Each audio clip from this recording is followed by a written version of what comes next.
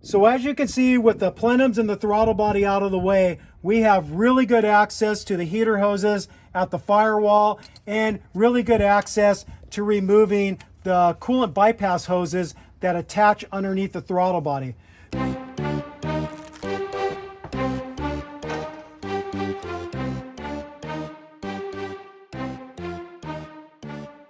Welcome to Toyota Time with Timmy the Toolman and Sean. Today we are on location in Petaluma, California at my buddy Aaron's place. And what we're going to show you how to do today is a complete coolant hose replacement on a third generation Toyota 4Runner with the 3.4 liter V6 engine. There are going to be a couple hoses we aren't going to replace, and that's the upper and lower radiator hoses because Aaron has already replaced those not too long ago.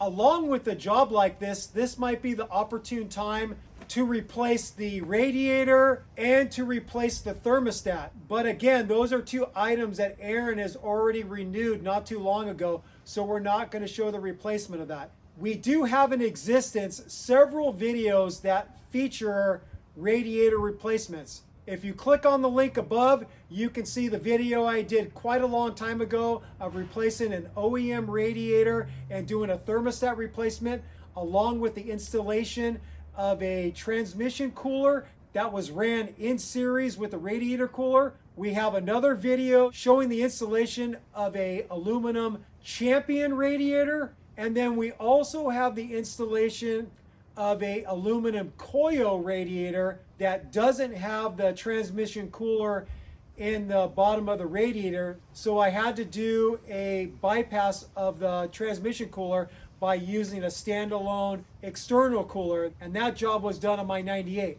So you can find all those videos by clicking on the link above, and I will also put all those video links in the video description so you can watch those if you would like to. One other item that would be nice to replace at the same time if you haven't renewed it is the heater control valve. That is another part that Aaron has already replaced. So we're not going to replace that in this video, but we will link that part in the video description if you want to renew that at the same time of renewing all of your other hoses, all the heater hoses at the back of the engine, the coolant hoses underneath the throttle body, and the oil cooler hoses that are along the block on the driver's side. As we replace hoses on the engine, we will show you the corresponding part number so you know which hose is which. There's a lot of hoses that can be just called heater hoses, and we don't want to confuse you. So as we replace a hose, we will show you the part number for that hose, so there's absolutely no confusion. You know which part number goes with each hose. With all that said, let's get out to the truck and get started with this job. The first thing we want to do is drain the coolant. I'm going to remove the front skid plate. It's held on with 12mm bolts. In the front, it's held on with 3 12mm bolts.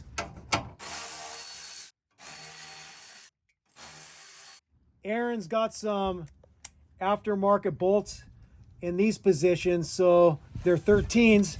So you just go in through these holes here and take those bolts out.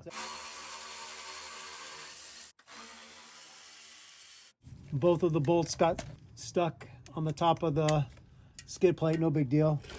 And then the final two back here that attach the front skid plate to the rear skid plate.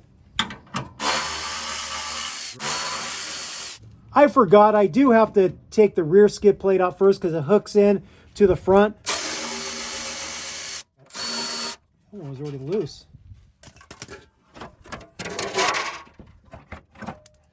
Now I'm going to open up the petcock valve at the bottom of the radiator. And I can tell that this radiator has been replaced because the OEM radiator has a little drain down here, and this one doesn't have that. That little drain that points down is kind of nice to have.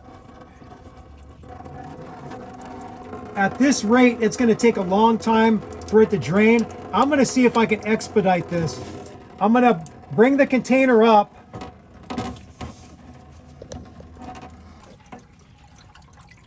And then I'm going to ask Aaron to open up the radiator cap to where we get some nice venting. While the radiator is draining, we're going to get started in the engine compartment. We are going to be disconnecting some electrical connectors involved with the throttle body. So I'm just going to play it safe and disconnect the battery so there's no power to the vehicle. The battery cables use a 10mm nut to cinch them down. So I'm going to use my 1/4" ratchet and a socket to disconnect the negative terminal. Okay, no power to the vehicle. To get better access to the rear heater hoses against the firewall, we're going to remove both the upper and lower plenum and remove the throttle body. So we're going to do everything necessary to remove those, because without removing those, it's just going to make your life way freaking harder. And so it's worth the time to take the throttle body and the plenums off to make the access to the fittings for the heater hose connections much easier. The first thing we're going to disconnect is the air tube. We want to disconnect this harness connection that hooks into a rubber grommet right here. It's got a little nub right there. I'm just going to pull out on the rubber here and slip it through. There's another connection here. It's one of those type with a couple little fins to it. You just have to compress two sides of this plastic clip and you can remove it. There's some hose connections to the air tube we're going to disconnect. Right here, there's one that connects. So I just unsnap this one that goes to the air box. I'm going to pull back on this one and make that disconnect. There's one right here. This vacuum hose right here is fighting me, so I'm just going to use these hose pliers to grab it and twist it off. There's a connection back here. Sometimes the hose will just come off this fitting, sometimes the fitting will come out, that's fine. That looks to be it. We're going to loosen this clamp that holds the air tube to the throttle body. It's a 10mm, or you can use a Phillips or JIS screwdriver. And then we're going to disconnect it right here too.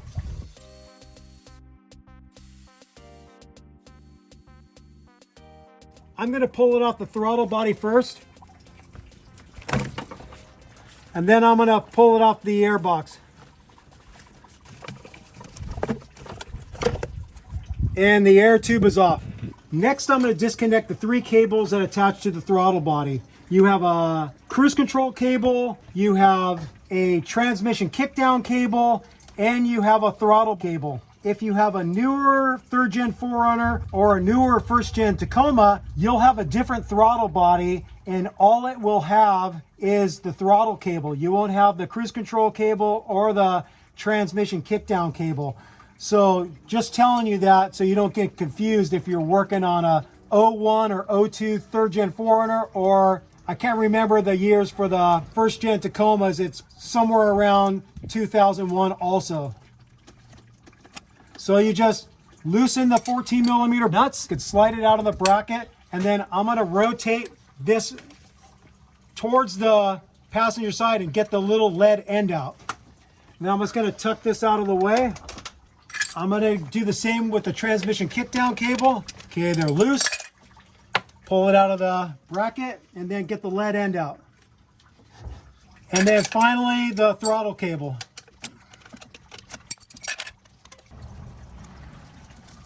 Now I'm going to disconnect a couple electrical connectors to the throttle body. On the bottom, it's the idle air control. And then in the back, it's a throttle position sensor. I'm going to disconnect this 1/4" vacuum hose that goes to this small metal hose at the top. To be able to slide the throttle body off of the upper plenum, it's going to come out this way, and from experience, this connector for the number 3 cylinder is going to get in the way. So I'm going to disconnect this.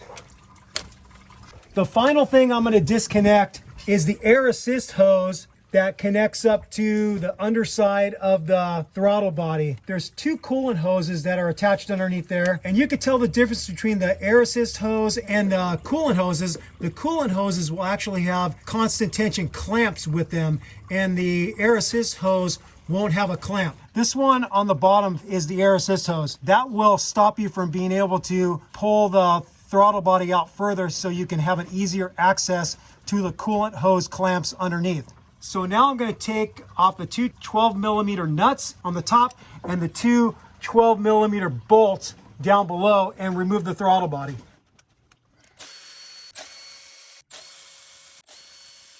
And I should be able to pull the throttle body off of the studs on the upper plenum so I can expose the clamps for the coolant hoses underneath. Just like that. And so now you can see that you have really easy access to this constant tension clamps in order to get them free of the throttle body. So I'm going to use a bent nose needle nose pliers to compress the clamp and move it back. I'll do the same with the other one. And then I'll pull them off. These are going to fight me a little bit. I'm going to use my hose pliers to break it free. And we have the throttle body off. I'm going to disconnect this hose that leads to the PCV valve. I'm going to disconnect this hose that leads to the power steering pump. And that looks like everything we can do on the passenger side. Now I'm going to jump over to the driver's side and do some more disconnecting of parts. There's a couple hoses on the driver's side I'm going to disconnect. This hose was taped because it was cracking. That one's off. There's another little hose. I'm going to disconnect it right here. There's another big vacuum hose that leads down to the driver's side valve cover. I'm going to slide that off. I'm going to slide this diagnostic off of this bracket. There's a ground strap right here for the diagnostic port. I'm going to take that off.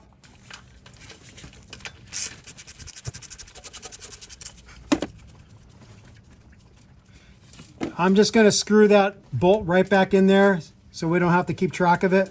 I'm going to go ahead and disconnect this bracket that holds the throttle cable in place because it's going to get in the way of getting onto this constant tension clamp for the vacuum hose that leads to the brake booster. I'm going to put this bolt right back there. I'm going to use my bent nose needle nose pliers to move this clamp back on the hose. Pull that sucker off. I need to disconnect this engine chamber stay. This is a lift point for the engine if you're going to remove the engine. It's held on with the 12mm bolt here, and then there's a 14mm bolt down near the bottom that attaches it to the driver's side head. So I'm going to take this completely out and then loosen the 14mm bolt down below so I get a little bit of movement out of it.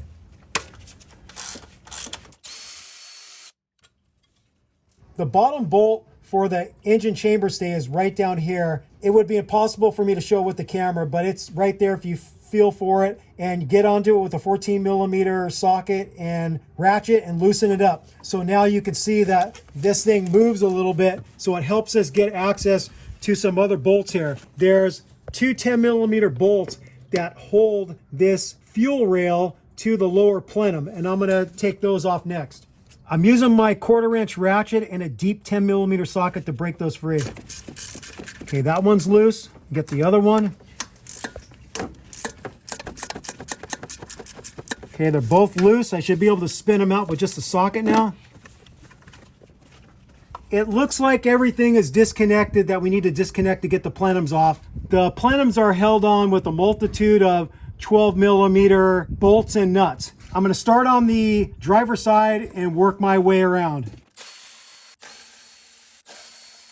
There's another nut back here. Yep.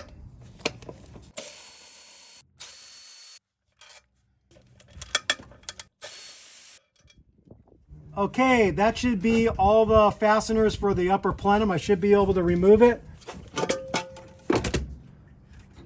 For the lower plenum, there is a vacuum hose right here. This goes to the fuel pressure regulator. Slide that off. There is a harness connection to the lower plenum with a 10mm bolt. I'm gonna disconnect that with my 1/4" ratchet and 10mm socket.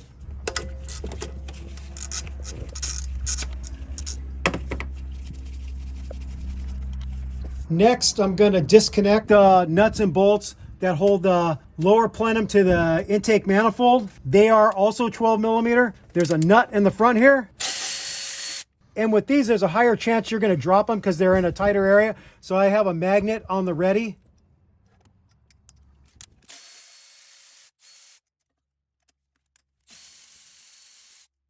And there's another nut back here.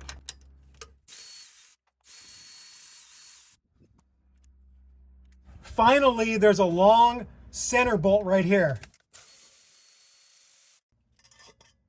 Now I should be able to slide this off.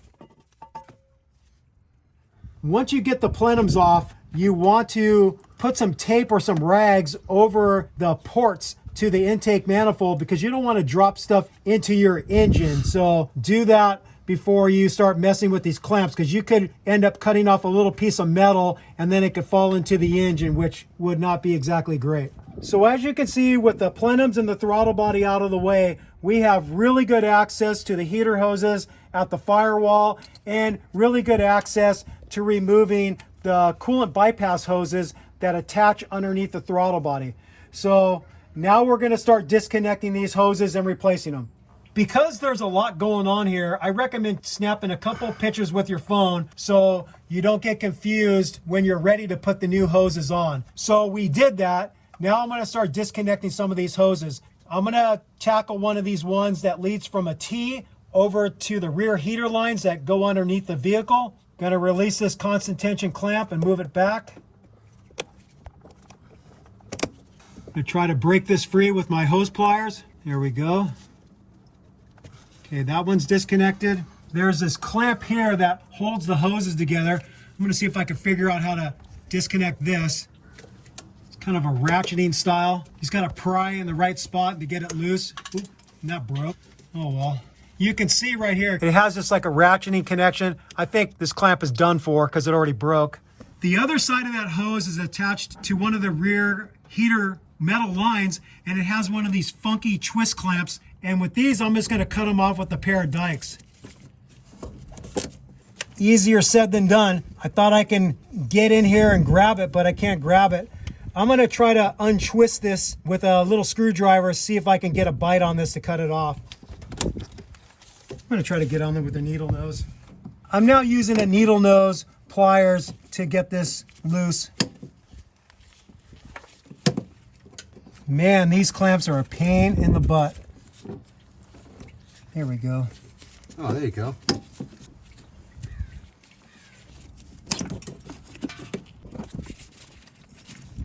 Oh, yeah. You gotta be shitting me. It's still connected. Serious pain in the butt removing these. Jesus. God, it's still not disconnected. My God. It's not? Nope. What's the purpose? To never have to replace them ever? All right, that annoying cotter pin type of clamp is disconnected. I'm going to break this free with the hose pliers.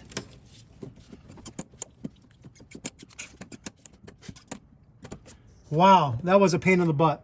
Now we're going to tackle the next one. Again, we have to deal with one of these clamps, but this one's way easier to get to than the other one. I'm going to try to cut this sucker off.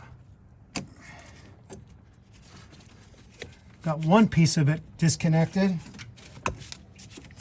Oh, that was way freaking easier. I'm gonna get this constant tension clamp off. Use the hose pliers to break it free. And then I'll pull it off this T.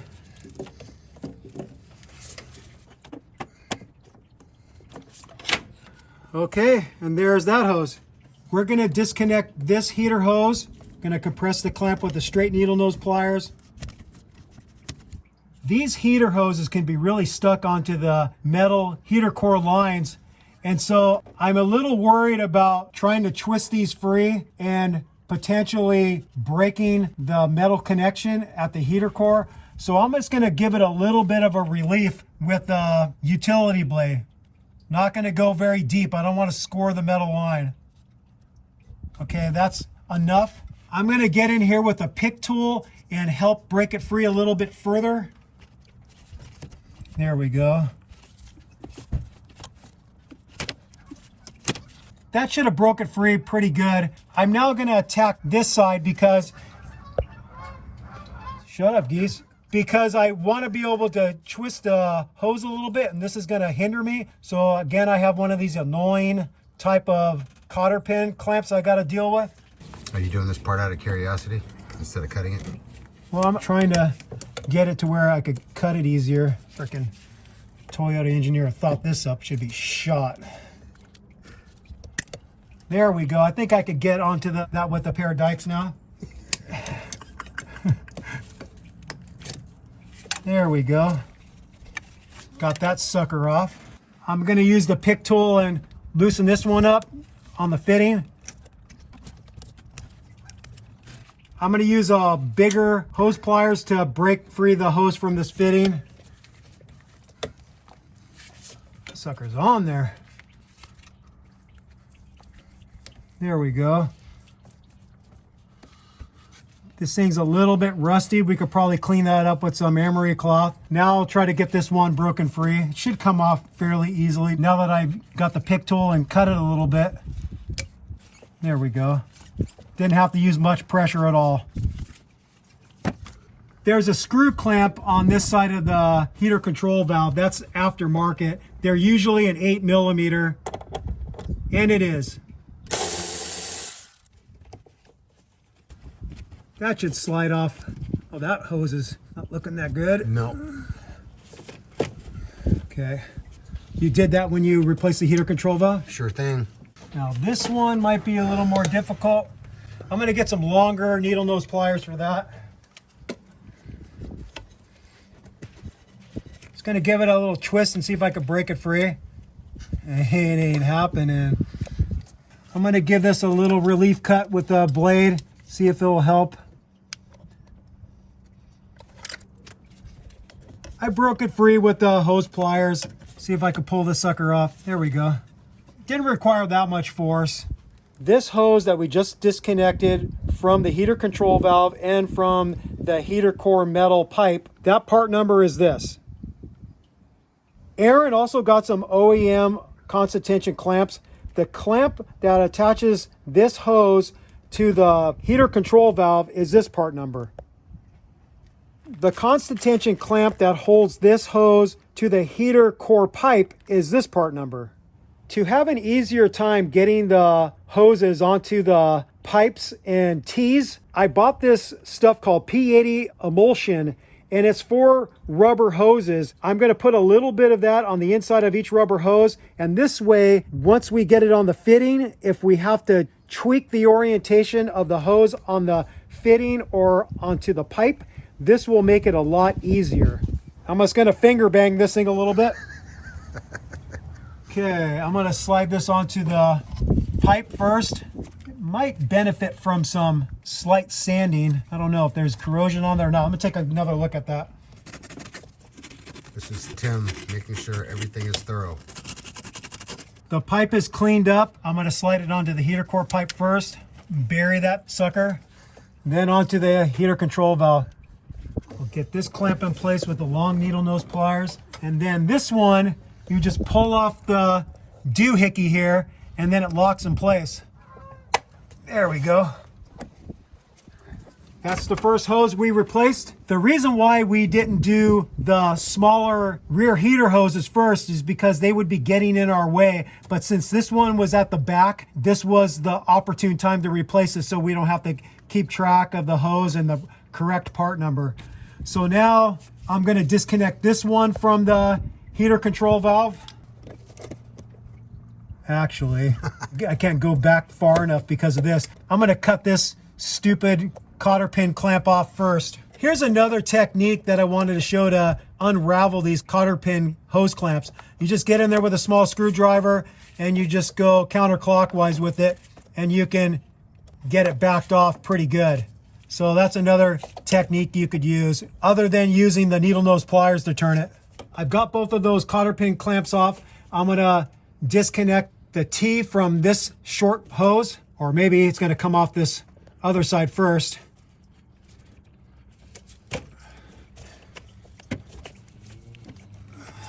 We're definitely gonna wanna clean this up with a little bit of emery cloth. Now I'll release this one. I'll pull this hose off. We're now going to install this short hose with the pipe. The short hose part number is this. The constant tension clamp that connects this hose to the heater control valve is this. The constant tension clamp that connects up this hose to this T is this part number. I'm going to slide it on the heater control valve first. I'll move the constant tension clamp over. I'm going to put the replacement clamp in place and then slide the T in position. I'm going to remove the piece that holds the clamp compressed.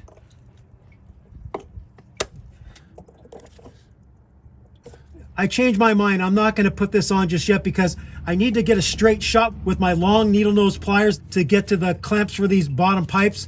So I'm just going to slide this off and then we'll put it on later. The constant tension clamps are a little bit hard to get to, but with a long set of needle nose pliers, you can do it. The back one, the clamp release is facing the driver's side. The front hose, I'm pointing at it right now, the release is facing the passenger side.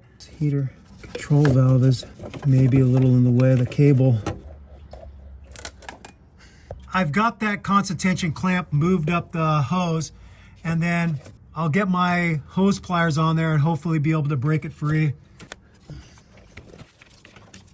I'm actually going to try to get a hose pick tool in there, see if I can help break it free first.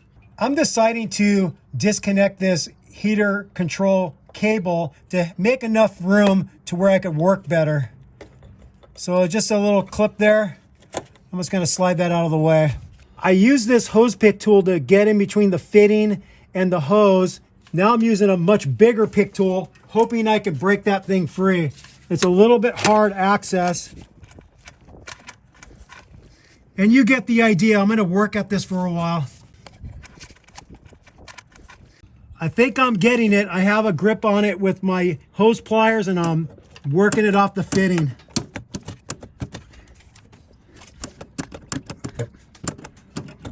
Ugh. With those ones at the back of the engine, if you can get in between the pipe and the hose and kind of break it free, and then I was able to get this really long one that's curved back on itself to get it in there too, that helped. And then finally I just had to use some brute force to pull it off that pipe.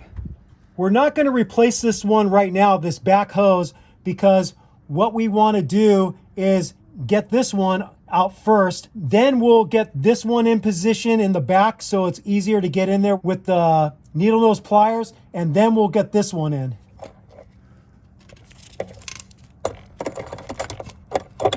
And this hose was one that failed on a four-wheeling trip we did together, and that's what inspired this job. So this one is coming off no problem because we actually had to cut a section off in order to fix it. Now that we have that front hose out of the way, we're going to get the rear hose in place. It's this hose right here that leads to a T. The hose part number is this. The constant tension clamp that would replace the cotter pin style clamp is this part number here. If you needed a constant tension clamp for the bottom connection, it would be this part number right here. This T is a little bit corroded, so I'm going to get some emery cloth on this and clean this one up too. We've got the fitting with the new clamp in place, the other clamp on there. We're going to slide this onto the back fitting.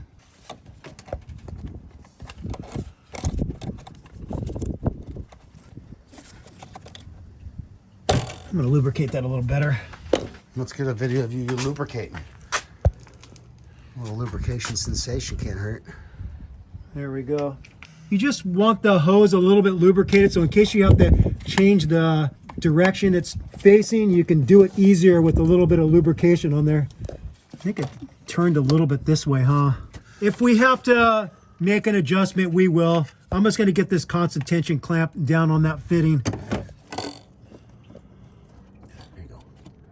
When you get these clamps in place, you just want to look at it really well on all sides if you can see all sides, and just make sure that it's capturing the hose really well and securing it to the fitting. Now we're going to replace the front hose at the back of the engine. That hose is this part number. The constant tension clamp that attaches the hose to the T that then leads to a short hose section to the heater control valve. That part number is this. And then if you need the constant tension clamp that affixes the bottom of the hose to the pipe at the back of the engine, That's this part number right here. I lubricated the hose. I slid on the T with the short section, and this is going to go to the heater control valve. I'm going to get this onto the bottom fitting.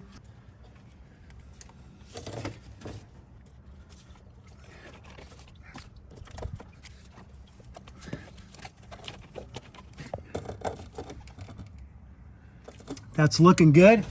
I'll use my long needle nose pliers to get that constant tension clamp down into position. We're doing our best to show you what we're doing, but it's pretty hard to get the camera in the right angle to show it. I'm going to pull this off of the constant tension clamp to free it. We're going to connect up this small U-shaped hose. Here's the part number. Both of the constant tension clamps are going to be this part number, and the hose is going to go to this fitting and to this heater core pipe. I'm going to slide it onto the heater core pipe first. The green line lets you know that goes to the heater core pipe, and then I'm going to slide it over the fitting. Can't remember exactly where this needs to be. We got a picture of it. Let's see if we can look at our picture and see like how high this elbow is turned up. The next hose we're going to install is the hose that goes from the T on the right side of the heater control valve to the bottom metal fitting for the rear heater that leads underneath the vehicle. The part number for that hose is this. The part number for both constant tension clamps is this.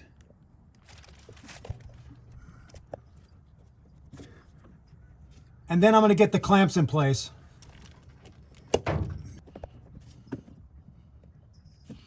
There it is. The final hose we need to install at the back of the engine is the one that leads from this fitting to the top metal fitting for the rear heater.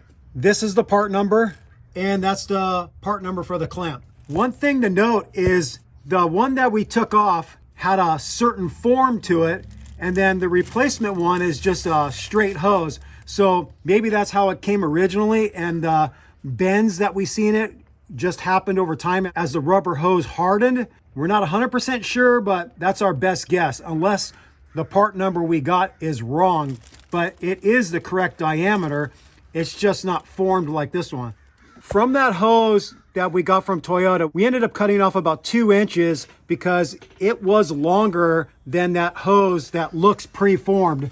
So you can see now it has a nice bend over to the fitting. If we would have left that in, that would have pushed it way further out towards the plenums, which we don't want. So that looks good. And now that concludes all of the hoses at the back of the firewall. The next ones we're going to replace are the 2 coolant bypass hoses that attach to the intake manifold and lead to the underside of the throttle body. Here's one of the hoses that we have to replace, and it is underneath the heater hoses. And so in retrospect, it might have been better to get this one replaced before getting these in position, but let me see if I can get on there with my long needle nose pliers. If not, then I'm just going to disconnect the hose here and pull it out of my way to where I can have an easier access with the needle nose pliers. Not on it all the way. There we go. I was able to get it.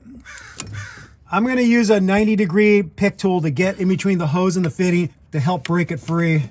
At least try to. The access is a little tough. I think I'm just going to try to get on there with my hose pliers and break it free.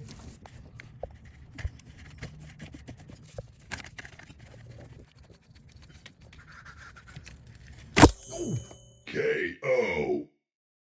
So this is the hose, and we're going to get the new one in.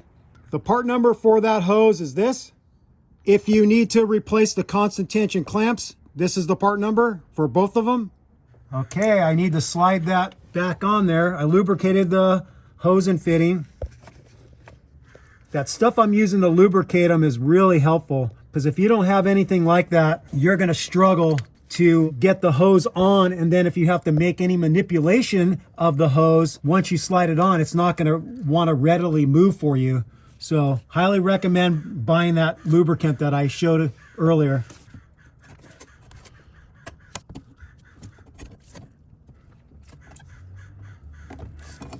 Okay, the clamp is in place.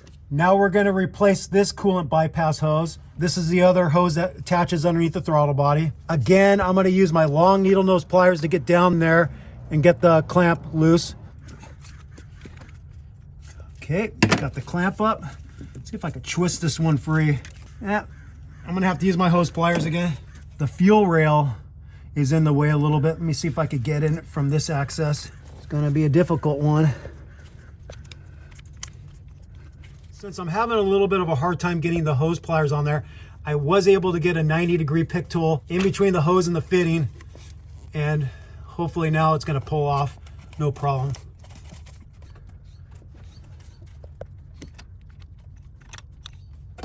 There it is. The part number for that hose is this.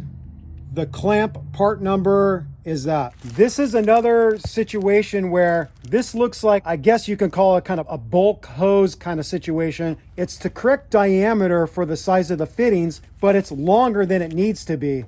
So I'll take this out of the package and I'll show you. So here's the original hose, and then here's the replacement. So if I just put this on top and try to follow the bend, you can see how much longer it is. That's my best guess, is that they just give a generic hose and then you cut it to the proper length. And that's what we're gonna do.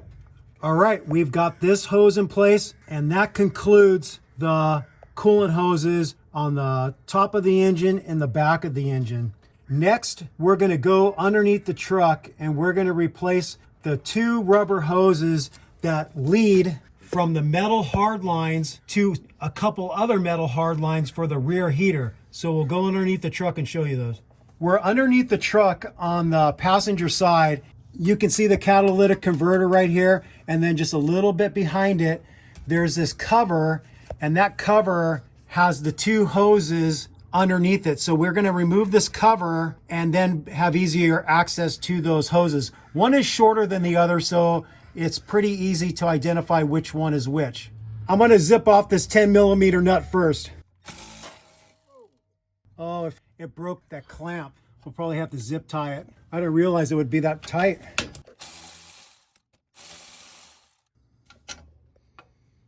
This clamp broke on us. As I started to loosen that 10mm nut, this little clip broke, so we'll just have to zip tie that in place. I'm gonna remove the lower hose first.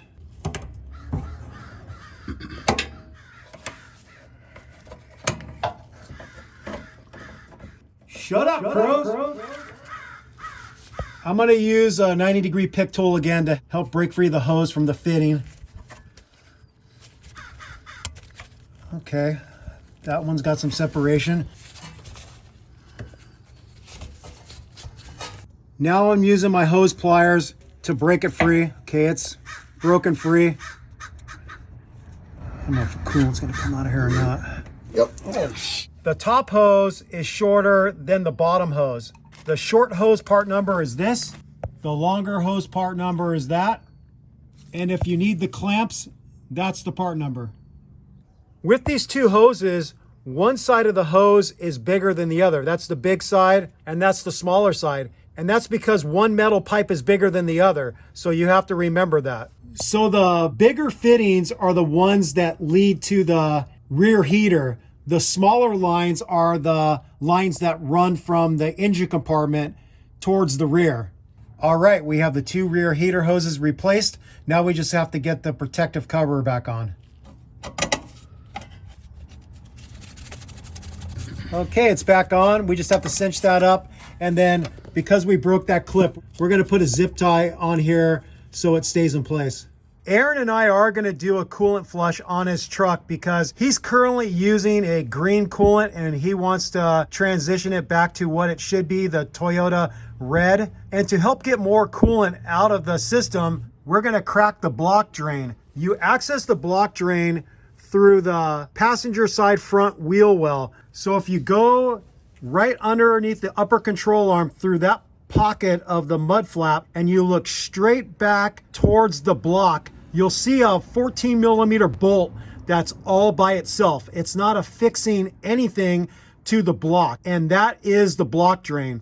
So you'll need to use a flashlight and look back in there, and I'm pointing at it right now. And so what I'm going to use to get access to that is a really long 3/8 inch extension with the 14 millimeter socket. So I've got this really long 3/8 extension, and then at the tip of it, I have a 3/8 wobble extension. So I get a little bit of articulation with the socket, because you can't necessarily get completely square on that bolt without a little bit of articulation. If you don't have one of these, then maybe what you want to do is get a swivel on there. And there it is. We're just going to let that drain some more.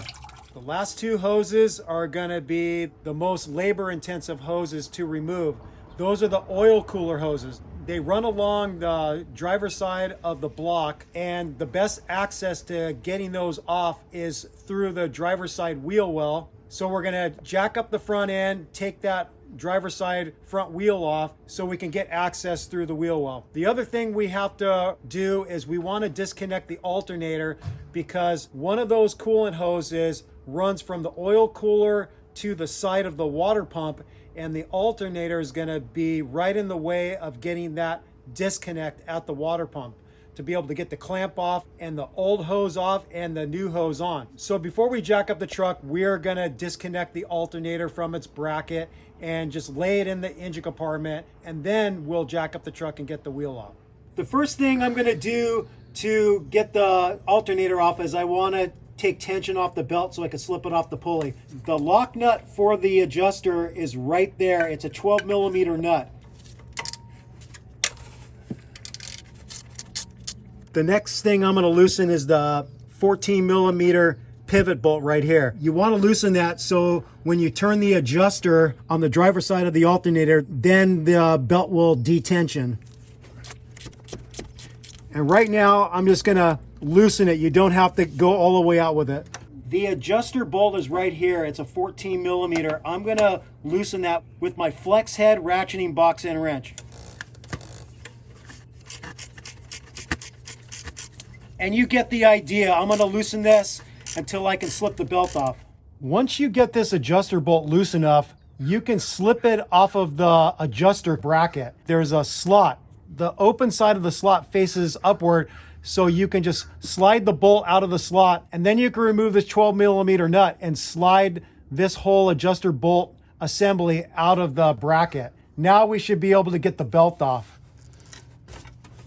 Belt is off. Now what I'm going to do is I'm going to take the 14 millimeter pivot bolt all the way out. There are two electrical connections to the alternator. One's here that's hidden with a plastic cover, and then there's a plug on the back side. The one with the cover is not so hard to disconnect. The one with the plug is super hard to disconnect, and what I want to try to do is just leave both of those connected, pull the alternator out and just set it against the frame on the lower radiator hose and just let it sit there. Now I'm going to try to wiggle this thing out just like that, and as long as I'm not pulling on any electrical connectors, I'm fine. And I'm just going to let it sit right there. So now we're going to jack up the front end. We're going to settle the frame on a 6-ton jack stand, and then we're going to get that driver's side wheel off. All right, we have the driver's side of the rig jacked up. We have a 6-ton jack stand underneath the frame, and we've got a couple wheel chocks behind the tire. So this is going to be our access on either side of the coil tower. We have a plastic mud flap here and a rubber one here, and I'm going to pop those clips free so we can get them out of our way so we have room to get in there with our tools. And you're most likely just going to end up breaking these. They're hard to get off clean. And you'll just have to replace them, or you could just leave these things off if it's not going to bug you that you're going to get a little bit more dirt and mud into your engine compartment. Okay, that one's off. Then I'm going to pop this free. That one came off fairly clean. There's one more on the inside here. And that should give us the access we need. The first thing I'm going to disconnect is that bracket that holds the wiring harness to the bell housing. I'm going to get in there with a 1/4 inch ratchet and 10 millimeter socket and loosen that, because the oil cooler is right behind this harness, and I want to be able to hopefully droop it out of our way enough to get access. I'm wiggling the harness right here, and you can't see it because it's out of your view, but right behind the coil tower, underneath the exhaust manifold, there's another post that you can release the harness from, and then you could get more movement. I'm noticing that this air chamber stay, it's the lift point for the engine, and looking at where the clamp is for one of the hoses, it's right there. This thing is going to get in the way of getting in there with the tool. So I'm going to go back up into the engine compartment and completely remove the 14mm bolt at the bottom of that bracket so I can remove this completely. So I've got this air chamber stay out. The 14mm bolt is right here. So when you're reaching into the engine, you're getting your ratchet and socket right in between here. And then once it's loose enough, you could just get your fingers in there and back it out. Another harness connection I'm choosing to disconnect is this one right here that attaches to the bell housing. It's a 12mm bolt. I broke it free with my 1/4" ratchet, and then I'm going to take that bolt out, see if I can get just a little bit more movement to be able to get in there with tools to get the hoses out, and then to be able to get the oil cooler out. Because we're not just replacing the oil cooler hoses, we're going to take this opportunity to take the oil cooler off the block and replace the O-ring, and then also replace the gasket for the bolt. So now I've got pretty good movement out of this harness, and I think that might be enough.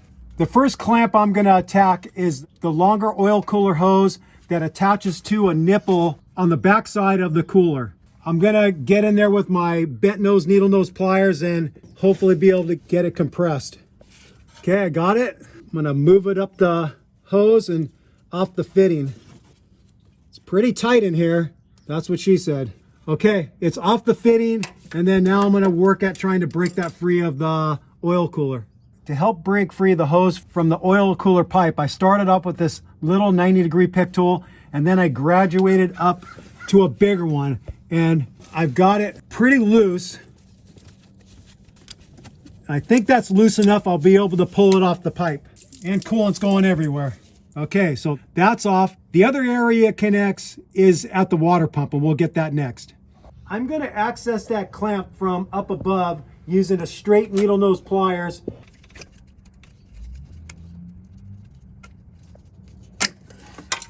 I've got it backed off a little bit. Now I'm going to switch to a bent nose needle nose.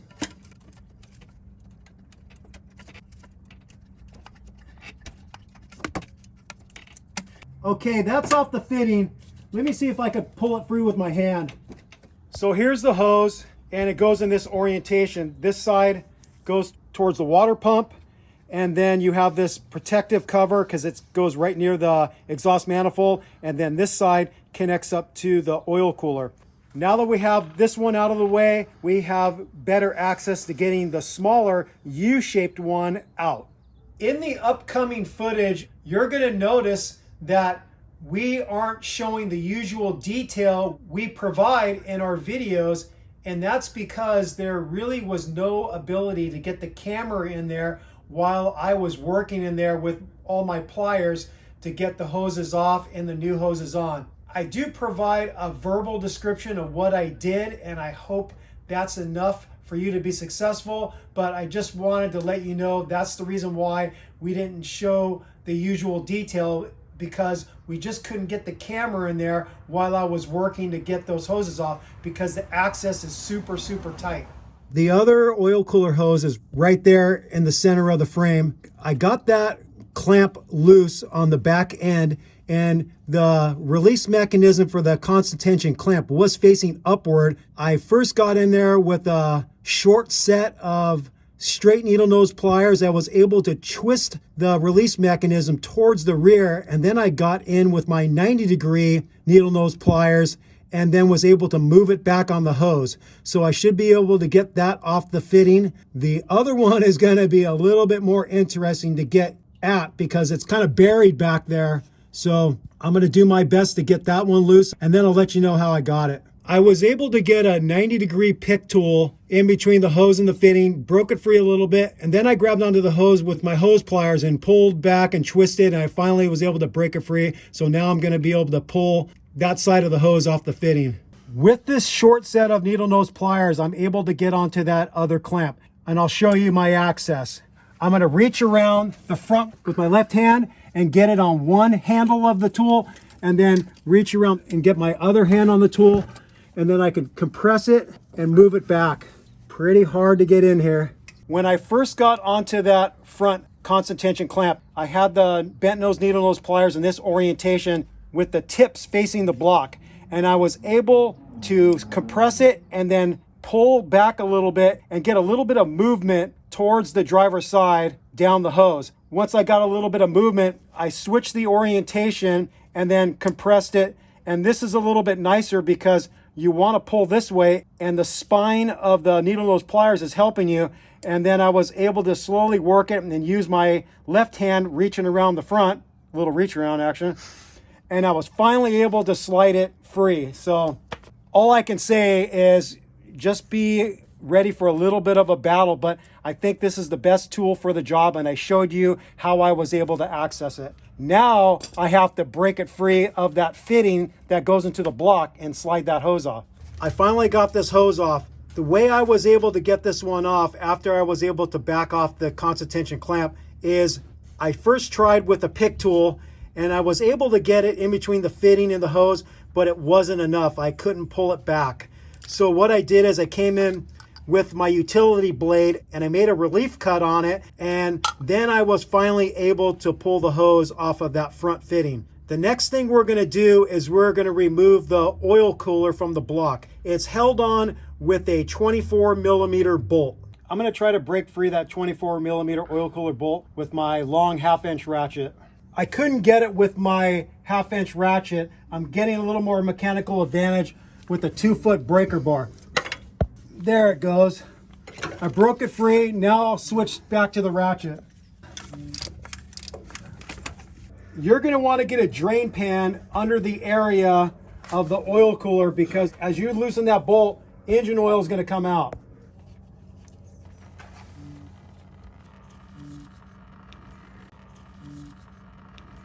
This is the oil cooler bolt, and it's hard to tell, but there is a washer underneath the head of this bolt that we'll have to remove, and we have a replacement for it. Aaron and I are struggling big time to get that oil cooler separated from the block. It is just glued on there. We tried pry bars, we tried just pulling with brute force on the fittings, nothing. And the problem is if you're trying to use a pry bar, there's really nowhere really good where you can get enough leverage with a big enough pry bar. So now we're trying another thing. Aaron came up with a good idea. We're using a piece of wood that's long enough to where I could hammer it from back here, and then we have a rag up against the cooler as a little bit of a cushion, and then I'm gonna hammer on the wood while Aaron's holding the wood against the cooler so it doesn't glance off, and I'm gonna see if I can break that sucker free. Aaron's idea worked like a charm. We hammered up against it with the piece of wood and it knocked off on the first whack. Aaron's actually smarter than he looks. So this is the O-ring we have to replace, and we'll get a pick tool and carefully remove that. I'm deciding to clean this up a little bit for Aaron, so I'm using some metal brushes and some brake cleaner, and I'm gonna get a lot of this gunk off. This O-ring is gonna be really hard and brittle. I tried to pierce it with my pick tool to get a little purchase so I could pull up, but it wasn't really working. I've got a tiny little kind of like eyeglass screwdriver, flathead, and I'm gonna see if I could lever it in there and just try to pull up. You just don't want to gouge the bottom part where it seals. It's not happening. Aaron's trying to lever it out with the pick tool again. I wasn't getting anywhere with the little screwdriver. When it's that hard and brittle, it's just super hard to get out of there. Aaron was finally able to pick a section free. Like I said, it's going to be super hard and brittle. It's not going to resemble anything like a pliable O-ring. It's going to be hard as a brick. So we're going to keep working at this. You just got to be careful not to score the bottom where the seal makes a leak-free connection with the oil cooler. Using a small flat blade screwdriver, Aaron was able to work it under one of the edges and then slowly work his way around, getting the gasket out of the groove. Nice. Okay, we're gonna clean it up and then get the new gasket in. Here's the part number for the oil cooler O-ring. And we'll just place that sucker in there. There we go. This is the part number for the oil cooler bolt washer. Just slide that sucker on. It looks like it's made the same on both sides, so it doesn't matter which way you slide it on. All right, we are ready to get the oil cooler back on. The torque value for that oil cooler bolt is 43 foot-pounds, and you are able to get in there with the torque wrench. I came in from the back and got on there with my big torque wrench. This sucker right here. So now the oil cooler is properly reattached to the engine with a new O-ring that seals it to the block, and then a new O-ring for the bolt. Now we're gonna get those hoses back in, and I imagine that's gonna be some fun. Here's the part number for that smaller U-shaped oil cooler hose. We're just gonna reuse the old clamps. These long 45-degree needle nose pliers ended up being the ticket to get that constant tension clamp secured on the front fitting that goes into the block. And now I'm going to work on the back hose connection that hooks up to the front fitting on the cooler. For that other connection, I used a combination of the long straight ones, the 45 straight ones, and then finally got it in place with the short 90-degree. You just have to be mindful when you get those clamps onto the hose, you get them in a direction to where the release mechanism is in a position to get onto it with a tool so you can start working the clamp back over the fitting. And the only thing I could tell you is just you have to have some patience, and if you get frustrated, just take a break. And I'm not the greatest at taking my own advice. I've been doing some swearing, but I've got that one in. Now I'm gonna work on the longer hose that goes from the back cooler fitting to the water pump. The part number for that longer oil cooler hose is this. Boy, oh boy, that was fun and easy. Not. The access is tough, but if you follow what we showed you, I think you will succeed as long as you have the right level of patience and you have the multitude of different needle nose pliers that I own. I will put a link in the video description to all the ones I've used. So those long ones that have a 90-degree, 45 and straight are invaluable. My short straight ones are really good too, and then the 90-degree short ones are good. So you just have to do your best to get in there to gain access. And then the other thing that's helpful for a lot of these hoses is a set of hose pliers that you can grab onto the hose and twist and break it free from the fitting. And then those little micro pick tools are really nice to get in between the fitting and the hose to help break it free. So what can I say? It's going to be a struggle for you, but you can do it. I want to share an additional tool for dealing with hose clamps that I didn't unfortunately have with me when I went to Aaron's place. And that's this specialized hose clamp tool. It's got a long cable with an end that will compress the clamp while you can work the handle from an area where you have more room. So right now, the jaws of the end of the tool are closed. I'll release it.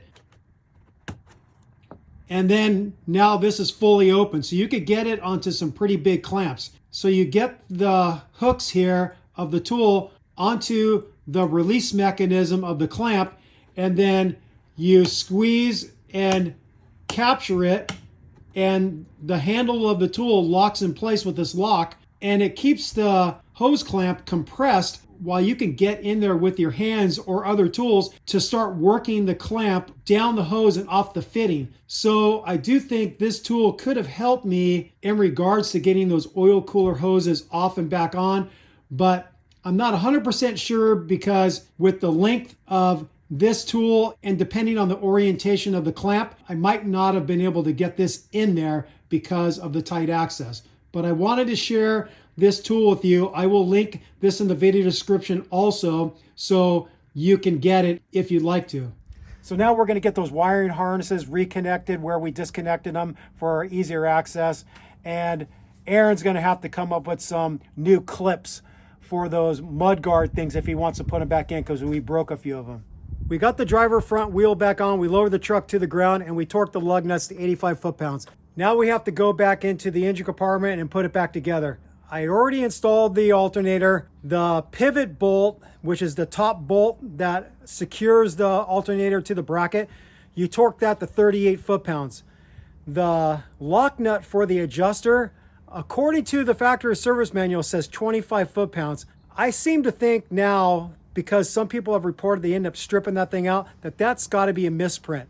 It's just a little 12 millimeter nut. So I just went by feel with the 3/8 ratchet. So use caution with that torque value. I don't think it needs to be torqued to 25 foot-pounds for such a small nut.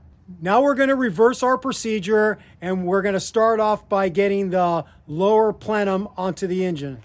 We're going to take the masking tape off, blocking the ports to the intake manifold. If you have any debris on there, swipe it off so you don't dump any stuff into the engine. I'm going to put the gasket back on. You could replace these at this moment, but we didn't get them, so it's not a big deal. A lot of people reuse these plenum gaskets without any problems. They don't get a vacuum leak. So all I have to do is line up the studs on the outsides and slide it home. Make sure you're not capturing anything underneath the plenum.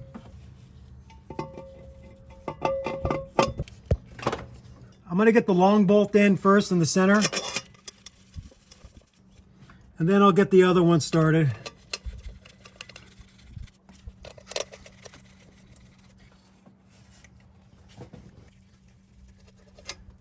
So a technique I use is I keep my finger underneath the nut and then guide it down.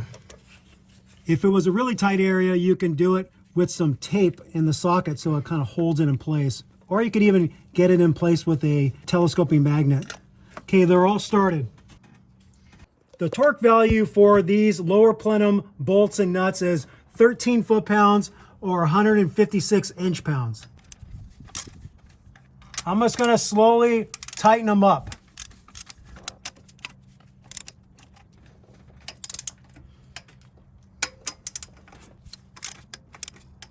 Okay, that hit.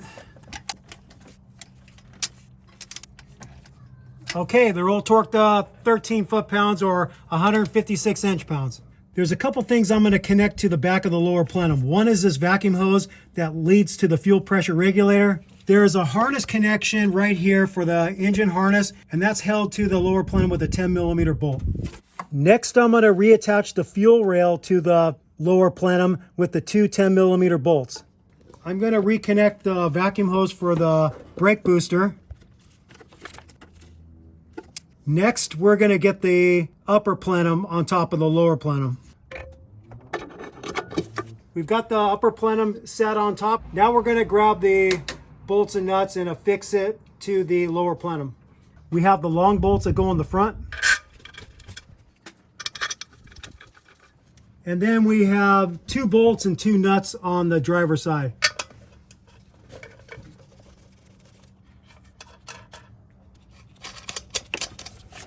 The torque value for those bolts and nuts is also 13 foot-pounds or 156 inch-pounds. I got the air chamber stay reconnected to the lower plenum with the 12 millimeter bolt on top, and then I cinched up the 14 millimeter bolt down below. And then just remember that this transmission kickdown cable, it affixes to that same air chamber stay with these little clips. So that's what those clips are for, to capture this transmission kickdown cable. I'm going to reconnect some vacuum hoses here. Got this one that goes down to the driver's side valve cover, and then we've got this vacuum hose right here. There we go. I'm going to reconnect this ground strap for the diagnostic.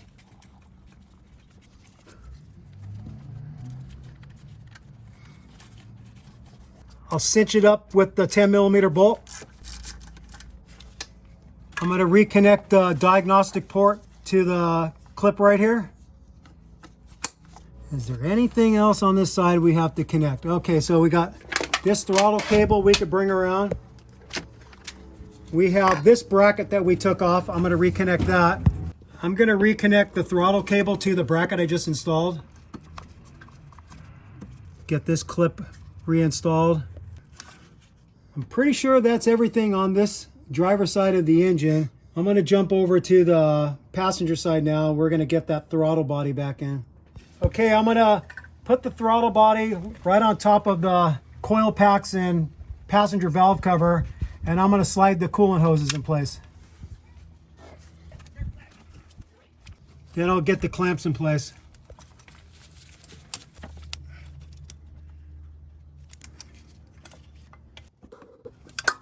Okay, both clamps are in place. You don't want to kink these hoses, but since I lubricated them, I think they'll twist a little bit, and they are, which is perfect. So I can kind of take any kink out of them by just twisting the hose because I got that lubricant on there. And then make sure you have your throttle body gasket in there, and then slide it over the studs. Now I'll get the bolts and nuts installed.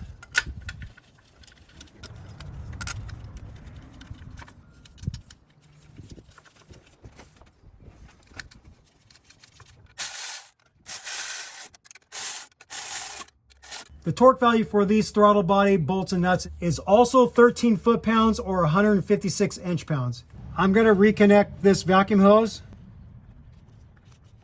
There's the PCV hose that connects up to the upper plenum. I'll slide that on. And then it has this easy clamp that you can compress and get up in there. I'm going to start reconnecting the cables. So I'll slide the lead end in and then rotate it back, and then I'm going to cinch it up with the two 14mm nuts. And this is an opportune time to take slack out of your cables, so you can adjust them so you can take the slack out if you want. You just want a little bit of play. You don't want them too tight, and you don't want them too loose. Okay, I'm going to lock it in there. I'm going to install the throttle cable. It slides into the back of this clamp right here. I'm going to rotate this back and fit the lead end in, and then let it rotate back where it was, and then get the nuts affixing it to the bracket. Not these nuts, but nuts. I took a little slack out of the throttle cable, and I'm cinching these 14mm nuts up. Finally, we have to get the cruise control cable. I'm going to rotate the throttle and get the lead end in. Rotate it back. This little piece wore off a little bit. Same thing, get them reattached with the nuts. I'm going to reconnect this vacuum hose that leads to the power steering pump to the upper plenum. This vacuum hose that goes from the evap canister to the air box slides in here. I'm going to connect up the same hose to this clip right here. I'm going to plug the number 3 coil pack back in. I'm going to plug in the IAC valve. I'm going to plug in the throttle position sensor. I'm going to reconnect the air assist hose at the bottom of the throttle body. That's an easy one to forget once you get the throttle body in place. The next thing we're going to do is get the air tube in. Get the air tube connected to the air box first, then to the throttle body. There we go. Before I cinch up the clamps, I'm going to connect this hose here. I'm going to reconnect this harness clip right here. There's another one right here. There's a hose connection right here. There's a hose connection to the resonator part of the air tube here. Connect that. And then the clip was upside down, so we flipped it back upright and it clips in just like that. Now I'll cinch down these two hose clamps for the air tube. This would be the time that you fill up your system with a 50-50 mix of the red concentrate and distilled water. But because Aaron had green coolant in there and he wants to transition back to the proper coolant for this Toyota engine, which is the red concentrate, we're going to do a coolant flush on his system. We could have started off with that, but we chose not to. We chose to just get the hoses replaced first. We're not going to show the coolant flush because we already have a video for that. You can go into the video description and I will have a link provided for that. So if you want to do a flush because you either are using a different type of coolant and you want to transition to the right coolant, or your coolant has just been abused for a long time, it's really dirty and nasty, then those are the two situations where I would recommend a flush instead of a simple drain and refill of the system. After you get done with a job like this and you are keeping your coolant in good shape, I renew mine every 30,000 miles, then you really don't ever have to do a flush again. So we're going to get going on the flush and we'll come back after we're done. We finished the coolant flush. Now we're topping off the system with a 50-50 mix of the red concentrate and distilled water. And we're using a Lyle spill-free funnel to top it off and burp the system. The bubbles slow down dramatically.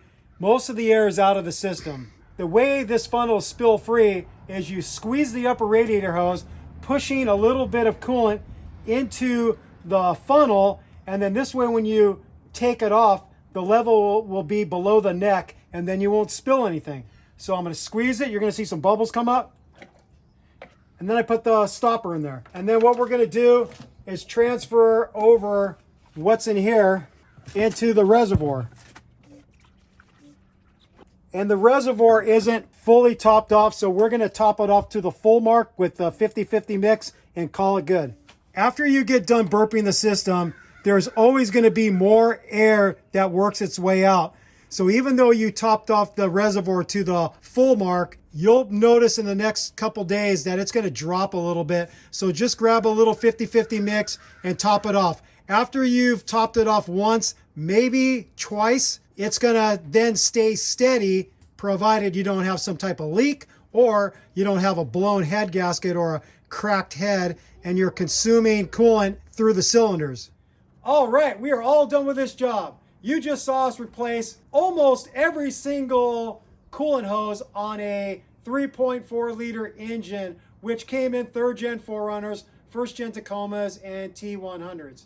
We didn't show replacing the upper and lower radiator hoses, but those are actually the easiest ones to replace. All the other ones we replaced are actually the harder ones. And it was quite a bit of work and quite a bit of cursing. What can I tell you? You have to have patience for this. You have to have the right selection of pick tools and needle nose pliers in order to get all those hoses free. The hardest ones by far are the oil cooler hoses on the driver's side of the block. That is a pretty big struggle, but again, if you have the right tools and the right level of patience, I know you can do it. I have faith in you.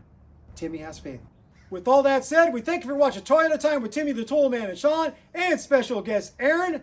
Thank you for watching. Thank you for subscribing. If you haven't subscribed yet, I don't know what the hell you're waiting for.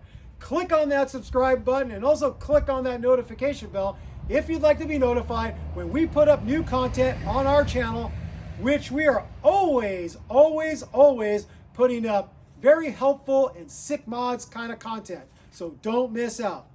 Peace out. Bye-bye.